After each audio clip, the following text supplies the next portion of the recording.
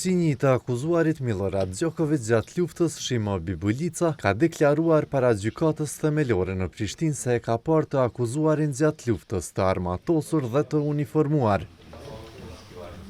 Dëshmitari me kombësi bosnjake tha se të akuzuarin e njeh që nga shkolla fillore dhe se në mars 1999 e pa Djokovicin të uniformuar në kuadër të forcave serbe gjatë luftës.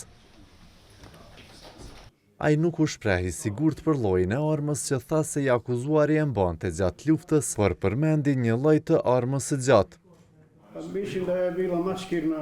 Mendoj se ka qenë me uniformë të policëve rezervist. Mendoj se ka qenë me pushk gjysmë automatike, nuk jam krejtësisht i sigurt. Tha se Djokovici në fshatin e tij përveç se ishte shef i zyrës komunale, ishte edhe në treshën udhëheqëse të forcave serbe për Vitomiric. Mendoj se kanë qenë 3 njerëz kryesor aty. Kush janë ata 3? Një nga ta është Milorad Djokovici, Misha Stanishiqi dhe Mishko Medenica. E kanë ditur të gjithë banorët e Vitomiricës. Bibulica deklaroi se pasi iku për në Malë të Zi në mars 1999, me që u friksua për sigurinë e tij dhe të familjes së tij, shtëpia ju dëgj dhe se për këtë dyshimet i ka te shtabi lokal ku bënte pjesë i akuzuari Djokovic. Tregoi se shtëpit i kanë 2 metra larg, por nuk ka folur me të akuzuarin pas luftës. Pse s'ke kontaktu? Se po vetë deklaroi se keni pas 100 parë. Për arsye se tërë jetën jam munduar për atë shtëpi dhe në fund kam mbetur pa asgjë. Ma kanë djegur shtëpinë, prandaj nuk kam kontaktuar.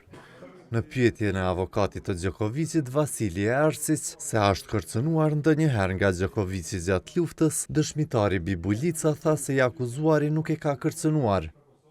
Dëshmitari po ashtu tha se nuk po i lejohet hyrja në Serbi me pretekstin se ai e ka paraqitur të akuzuarin në polici.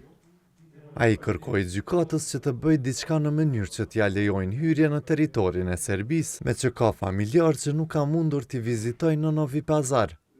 Kryetari i trupit gjykues Valon Kurtaj tha se gjykata nuk ka ç'të bëjë lidhur me këtë çështje, teksa theksoi se nuk ekziston bashkëpunimi juridik ndërkombëtar mes Kosovës dhe Serbisë.